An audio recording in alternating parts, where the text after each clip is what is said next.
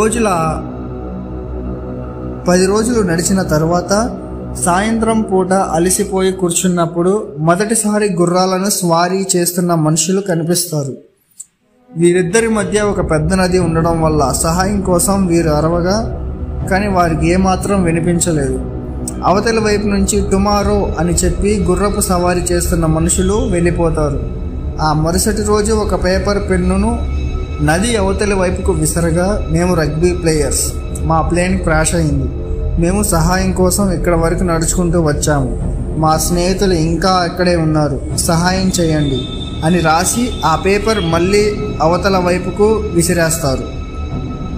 గుర్రాలపై సవారీ చేస్తున్న వారు కూడా ప్లేన్ క్రాష్ అయిన న్యూస్ విన్నారు, కానీ ఇన్ని రోజులు ఎవ్వరూ కూడా బ్రతికి ఉంటారని వారు కూడా ఊహించలేదు. అందులో ఒకరు వాళ్లకు సహాయం తీసుకురావడానికి 10 గంటలు గుర్రపు స్వారీ చేస్తాడు.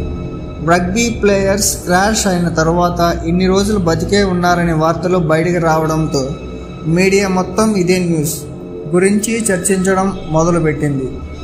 వెంటనే రెస్క్యూ హెలికాప్టర్స్ అక్కడికి చేరుకున్నాయి. సహాయం కోసం వచ్చిన 2 రగ్బీ ప్లేయర్స్లో ఒకరు నేను క్రాష్ అయిన స్థలాన్ని చూపిస్తాను అని చెప్పి హెలికాప్టర్లో వెళ్ళి చూపించాడు. వాతావరణ పరిస్థితులు సరిగా లేకపోవడంతో కేవలం సగం మందిని ఆ రోజు రెస్క్యూ చేశారు. మిగతా వారి కోసం రేపు వస్తాం అని చెప్పారు. ఆ మరుసటి రోజు 23 డిసెంబర్ 1972 మిగతా వారిని కూడా రెస్క్యూ చేసి కాపాడారు. బ్రతికిన వాళ్ళందరూ మనుషులు మాంసం తిన్నారని విమర్శలు రాగా, తాము కేవలం తమను తాము బ్రతికించుకోవడానికి మాత్రమే తిన్నాము తప్ప కావాలని ఈ పని చేయలేదు అని జవాబు ఇచ్చారు. ఇలా 45 మందిలో నుండి కేవలం 16 మంది మాత్రమే బ్రతికి బయటపడ్డారు.